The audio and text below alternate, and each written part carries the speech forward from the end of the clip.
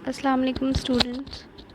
आज हम spoken English का सेकंड लेक्चर करेंगे, जिसमें हम पढ़ेंगे कि कुछ ऐसी फ्रेजेस होती हैं जिन ग्रामर को ज़्यादा समझे बगैर भी आप स्पोकन इंग्लिश बोल सकते हैं। उसके लिए बहुत ज़्यादा ग्रामेटिकल रूल्स को सीखना ज़रूरी नहीं है, जैसे कि एग्ज़ाम पॉइंट ऑफ व्यू से इम्पॉर्टेंट होता है। जैसे कि जो नेटिव्स होते हैं, जिनकी नेशनल लैंग्वेज जो है वो इंग्लिश होती है, वो ग्रामर पे ध्यान नहीं देते, तो they don't take grammar so seriously. जैसे कि हम उर्दू बोलते हैं और उर्दू में हम कोई ग्रामर तो नहीं सीखते, हम हमारी नेशनल लैंग्वेज उर्दू है, हम इजीली उसको बोलते हैं और हम ग्रामर का ख्याल भी नहीं रखते। Same is the case with the English natives. तो हम आज देखेंगे कुछ ऐसी फ्रेजेस जो आप अगर डेली उनको प्रैक्टिस करेंगे और बोलेंगे तो आपकी इंग्लिश जो है फ्लुएंट हो सकती है। You will get fluent in English. So and just keep one thing in mind, that you can improve your English speaking with practice over and over again. When you will practice it, then you will get fluent in English. तो अब हम देख लेते हैं कुछ ऐसे phrases जो important हैं और हम डेली जो हमारी लाइफ है उसमें हम इसको यूज़ कर सकते हैं अपनी फ्लुएंटली जो है वो इंग्लिश बोलने के लिए। तो ये बहुत इम्प्रेसिव वे होता है इंग्लिश बोलने का, जिसमें हम अच्छे वर्ड्स को जो है वो चूज़ करते हैं और उनसे जो है वो आंसर करते हैं या अपनी बात को कहते हैं। तो फर्स्ट है हमारे पास नो हार्ड फीलिंग्स। जैसे कि कोई आपसे कहे कि फॉर एग्ज़ाम्पल किसी ने आपके साथ कुछ बुरा किया है और वो आपसे कहता है कि sorry, I shouldn't have done this with you. तो कि मुझे ऐसा नहीं करना चाहिए था, ये मुझे ऐसा नहीं बोलना चाहिए था। तो आप ये कहना चाहें कि it's okay, I didn't mind, मुझे बुरा नहीं लगा। तो उसकी जगह आप कह सकते हैं okay, it's okay, no hard feelings, कि मेरे दिल में आपके लिए कुछ बुरा अब नहीं है, नो हार्ड फीलिंग्स। सेकंड है दैट्स द स्पिरिट। जैसे कि if someone is going to give up, कि कोई काम कोई इंसान कर रहा था वो उसमें फ़ेल हो गया और अब वो डिसहार्ट होकर उसे छोड़ने लगा है, and you just try to instil some confidence in that person. तो आप उसको जो है वो इनकरेज कर रहे हैं और फिर वो कहता है कि yes, I will do it again and I will not just give up and I'm gonna try it again and I'll give it a second try। तो आप उसे कहते हैं कि that's the spirit, कि ये हुई ना बात, that's the spirit। नेक्स्ट हमारे पास है the more the merrier। इसका मतलब है जितना ज़्यादा कुछ हो उतनी ज़्यादा खुशी होगी। ये लोगों और थिंग्स के बारे में यूज़ होता है। जैसे कि अगर कोई आपने पार्टी थ्रो करनी है, आप कोई पार्टी देने लगे हो और आपसे कोई आके पूछता है कि do you mind if I bring some couple of friends with me at your party. तो आप कि क्या मैं कुछ लोगों को अपने साथ ला सकती हूँ आपकी पार्टी में। तो आप कहते हो कि yes sure, because the more the merrier. तो यहाँ पे आप the more the merrier use कर सकते हैं कि जितने ज़्यादा लोग होंगे उतना ज़्यादा अच्छा होगा। Yes of course, the more the merrier. तो जैसे ही ऐसे ही चीज़ों के बारे में भी हम कह सकते हैं, मनी के बारे में कह सकते हैं द मोर द मैरियर, कि जितना ज़्यादा मनी हो उतनी ज़्यादा इंसान जो है वो खुश होता है। इसी तरह नेक्स्ट हमारे पास है नो नीड। जब आपको कुछ नहीं चाहिए और आपसे कोई कुछ क्वेश्चन पूछता है और आपको उसकी रिक्वायरमेंट नहीं है, आप वो चीज़ नहीं चाहते या वो काम नहीं चाहते करवाना, तो आप कहते हैं नो नीड। जैसे कि अगर कोई पर्सन आपसे पूछता है कि लाइक आपको उसने कहीं ड्रॉप किया है और वो पूछे कि do you want me to pick you up today. तो आप कहते हैं no, no need, I will manage.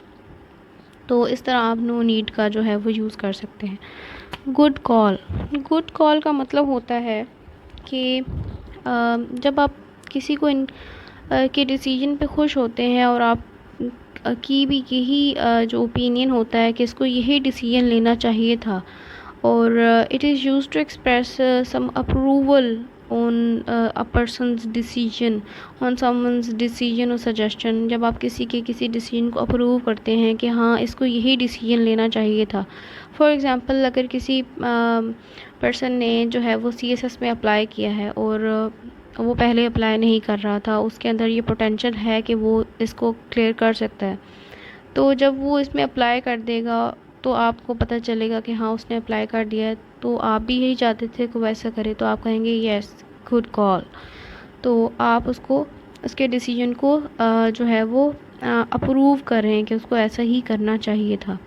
तो गुड कॉल जो है वो इस तरह यूज़ हो सकता है जब आप किसी के डिसीजन को अप्रूव करते हैं। ओके, नॉर्मली जो है कि good call and bad call जो है वो गुड कॉल जो है किसी को इनकरेज करने के लिए, अप्रूव करने के लिए यूज़ होता है। और अगर आपको किसी का डिसीजन बुरा लगे, आप कहेंगे उसको ये नहीं करना चाहिए था, तो आप कहेंगे बैड कॉल। तो इट्स अ बैड कॉल। तो ये आपके कुछ जो है फ्रेजेस यूज़ हो सकते हैं डेली लाइफ में। एक आपके पास है next, help yourself. Help yourself तब यूज़ करते हैं जैसे कि आप किसी के घर गए हैं और टेबल पे उन्होंने जो है वो डिनर या लंच जो भी टाइम है, आप खाना लगा दिया है और अब खाना सर्व हो चुका है, अब आप बैठे हैं, आपको हेजिटेशन हो रही है या आप कुछ लेना चाहते हैं, आप कुछ पूछते हैं कुछ लेने के लिए, तो वो आपसे कहते हैं कि help yourself.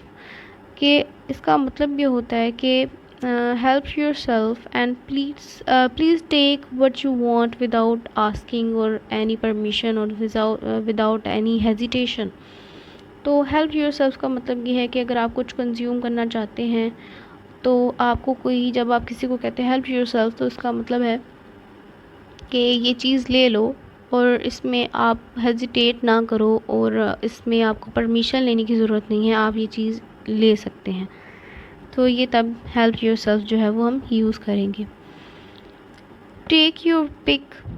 Take your pick का मतलब होता है कि अगर फॉर एग्ज़ाम्पल मैं आपके सामने कुछ बुक्स रखूं या कुछ फॉर एग्ज़ाम्पल कैंडीज़ रखूं और मैं कहूं कि इनमें से कोई एक आप पिक कर लें अपनी फ्री विल पे, आपको कोई रिस्ट्रिक्शन नहीं है कि आपने इनमें से यही चीज़ जो है वो चूज़ करनी है, तो आप उसमें से कोई एक अपनी मर्ज़ी से चूज़ कर सकते हैं। तो मैं आपसे कहूँगी कि take your pick, make a free choice और you are free to choose anything from this, तो विदाउट एनी रिस्ट्रिक्शंस। तो जब आपने किसी को कुछ चॉइसेस दें और उसमें उनकी जो है वो फ्रीडम हो कि वो चूज़ कर सकते हैं अपनी मर्ज़ी से, तो आप कह सकते हैं टेक योर पिक।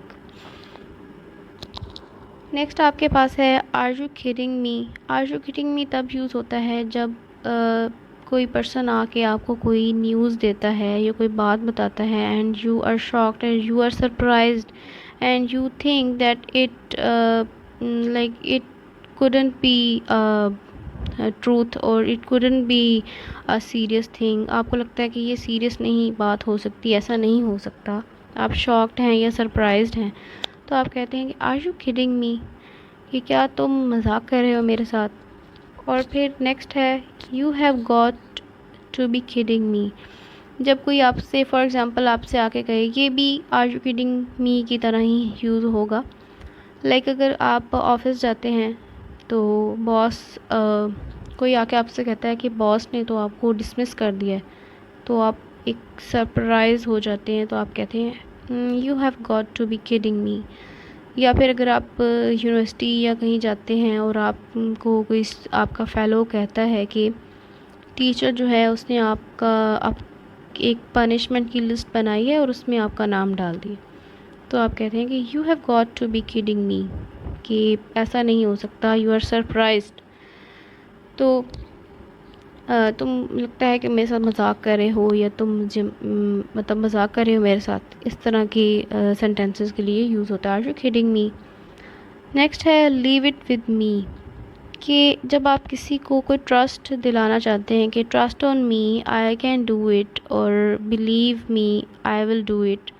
जब आप किसी को कहते हैं कि ये काम, कोई काम करना है, उसमें आप कहते हैं कि ये काम मुझे दे दें, मैं ऐसा अच्छा कर लूँगा। So in this you are just telling your listeners that they can rely on you, आप पे जो है वो भरोसा कर सकते हैं in doing a particular task. तो तब आप यूज़ करते हैं लीव इट विद मी या लीव इट ऑन मी, कि मुझ पे छोड़ दें, मैं हैंडल कर लूँगा। नेक्स्ट है आई एम ऑन इट। जब फॉर एग्ज़ाम्पल आपके सुपरवाइज़र आपसे कहते हैं कि ये काम आपने करना है और आप वो काम कर रहे हैं और आप you are trying to do that work and sooner और लेटर ये काम कंप्लीट हो जाएगा और आप उसे कर रहे हैं, तो आप कहेंगे sir I am on it, कि मैं इसे कर रहा हूँ। I am trying to solve that problem, I am on it, don't worry I will complete it, I am on it. तो नेक्स्ट है, इस तरह आप इसे यूज़ करेंगे आई एम एट इट। अब इसमें थोड़ा सा डिफरेंस है।